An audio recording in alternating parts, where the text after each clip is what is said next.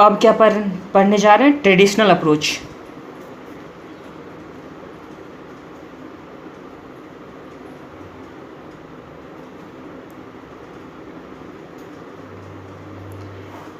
Traditional approach, इसमें क्या होता है, यहाँ डेब्ट या इक्विटी, यहाँ क्या चीज़ आ गया, कॉस्ट आ गया।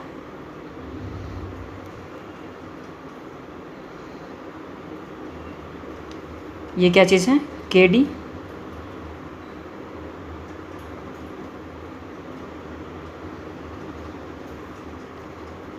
के ओ और के ई। ये फर्स्ट में क्या होता है, नीचे की तरफ आता है, के ई या के डी पहले क्या आता है, नीचे की तरफ आता है, फिर अचानक से क्या बढ़ जाता है। मतलब के ई जो मतलब होता है कॉस्ट ऑफ इक्विटी, पहले क्या होता है, कम होता है, फिर बाद में अचानक से बढ़ने लगता है बहुत ज़्यादा रेट से।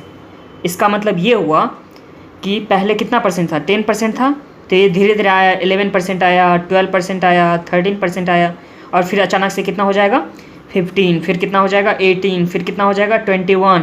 तो इस तरह से ये बढ़ते जाएगा। तो ये क्या चीज़ हो गया कि पहले स्लो रेट से और फिर उसके बाद रैपिड रेट से, पहले स्लो रेट से और फिर क्या चीज़ उसके बाद रैपिड रेट से कॉस्ट ऑफ डेब्ट या कॉस्ट ऑफ इक्विटी या KO बढ़ता है। कौन से अप्रोच में, ट्रेडिशनल अप्रोच में। फॉर्मूला तो सेम ही है। फॉर्मूला क्या चीज़ था, वैल्यू ऑफ फर्म का क्या फॉर्मूला था, वैल्यू ऑफ फर्म के लिए क्या था, EBIT divide by KO। Value of डेब्ट के लिए क्या फॉर्मूला था, इंटरेस्ट बाय KD। और वैल्यू ऑफ इक्विटी के लिए क्या फॉर्मूला था, net income divide by KE। और क्या फॉर्मूला था, KO के लिए क्या फॉर्मूला था,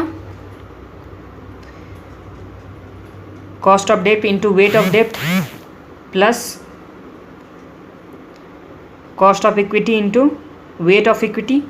दूसरा क्या बोल सकते थे, KD इंटू डेब्ट बाय डेब्ट plus equity plus KE into equity divide by डेब्ट प्लस इक्विटी। इसी तरह से वेट निकालते थे। फिर नेक्स्ट फॉर्मूला क्या था, value of firm is equal to value of डेब्ट प्लस वैल्यू ऑफ इक्विटी। यही था ना फॉर्मूला। तो अब हम लोग कौन सा करने जा रहे हैं, इलस्ट्रेशन नंबर 2। अब हम लोग इलस्ट्रेशन नंबर 2 करेंगे।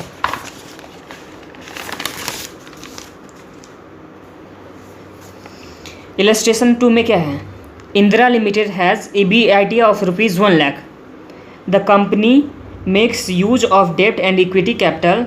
The firm has 10% debenture of 5 lakh and the firm equity capitalisation rate is 15%। You are required to calculate current value of the firm और ओवरऑल कॉस्ट ऑफ कैपिटल। मतलब क्या चीज़ निकालना है हम लोग को, KO निकालना है और दूसरा क्या निकालना है, वैल्यू ऑफ फर्म। दूसरा क्या निकालना है, वैल्यू ऑफ फर्म। सम्स में क्या चीज़ दे रखा है, EBIT दे रखा है और इंटरेस्ट का रेट दे रखा है, वैल्यू ऑफ फर्म दे रखा है। तो इससे हम लोग क्या निकाल लेंगे, earning available to equity shareholder, मतलब नेट इनकम निकाल लेंगे। उसका क्या चीज़, कैपिटलाइजेशन रेट कितना दे रखा है, 15%। तो इससे हम लोग का क्या निकल जाएगा, वैल्यू ऑफ इक्विटी। और फिर ये क्या दे रखा है, वैल्यू ऑफ डेब्ट। तो दोनों मिला के क्या हो जाएगा, value of firm. Value of firm जब हो जाएगा तो फिर क्या निकाल लेंगे हम लोग, ओवरऑल कॉस्ट ऑफ कैपिटल, मतलब KO निकाल लेंगे।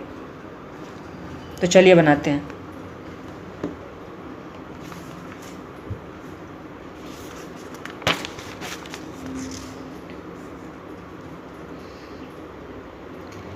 इलस्ट्रेशन नंबर 2, EBIT सम्स में दे रखा हुआ है। EBIT कितना दे रखा हुआ है, 1 लाख। EBIT कितना दे रखा हुआ है, 1 लाख। और दूसरा क्या चीज़ दे रखा हुआ है, KD 10%। और वैल्यू ऑफ डेब्ट कितना दे रखा हुआ है, 5 लाख। वैल्यू ऑफ डेब्ट कितना दे रखा हुआ है, 5 लाख। और KE दे रखा हुआ है, cost of equity 15%। Cost of equity कितना दे रखा हुआ है, 15%। तो सबसे पहले हम लोग क्या निकालेंगे, वैल्यू ऑफ इक्विटी। तो उसके लिए हम लोग को EBIT कितना दे रखा हुआ है, 1 लाख, माइनस क्या करेंगे, इंटरेस्ट। इंटरेस्ट कितना आ जाएगा, 5 लाख का 10%, 5 लाख का 10%। तो 5 लाख का 10% कितना आ गया, एक सेकेंड,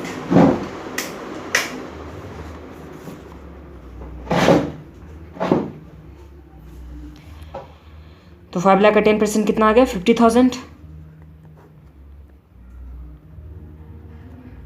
तो earning available for equity share holder कितना आ गया 50,000। इसी को हम लोग क्या बोलते हैं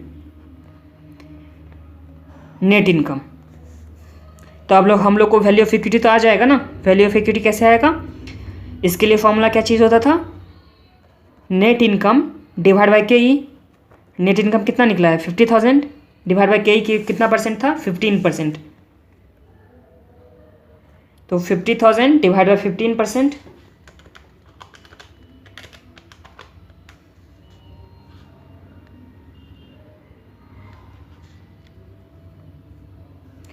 तो ये कितना आ गया 3,33,333।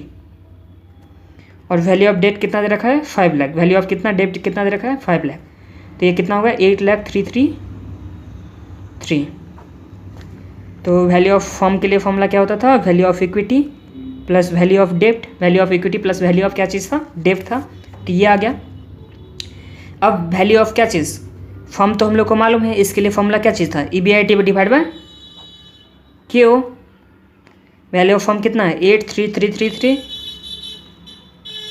8,33,333। EBIT कितना दे रखा हुआ था सम्स में 1 लाख डिवाइड बाय क्यू। तो क्यू कितना निकल जाएगा 1 लाख डिवाइड बाय 8।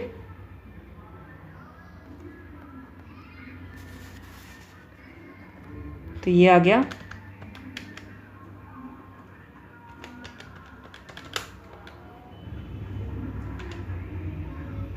12%। कितना आ गया ये 12%। तो ये हम लोग का इस तरह से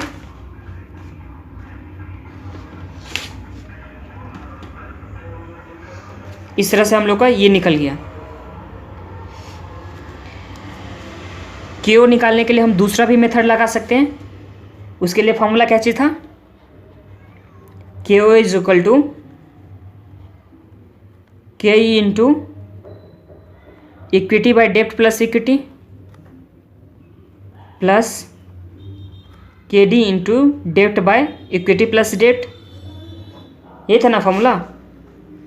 के कितना परसेंटेज था 15%। इक्विटी कितना आ गया था 3,33,333 divide by 8,3333 plus value of डेप्ट के लिए कितना था 10% था तो 10। डेप्ट कितना था 5 लाख का था divide by debt plus equity मिलके कितना आया था 8,33,333। तो ये इस तरह से हम लोग निकालेंगे।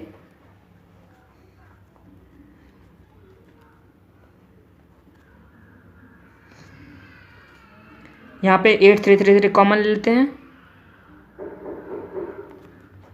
तो क्या आ जाएगा 0.15 इंटू प्लस 0.10 इंटू 5 लाख। इसको सॉल्व करेंगे तो कितना आ जाता है 12%।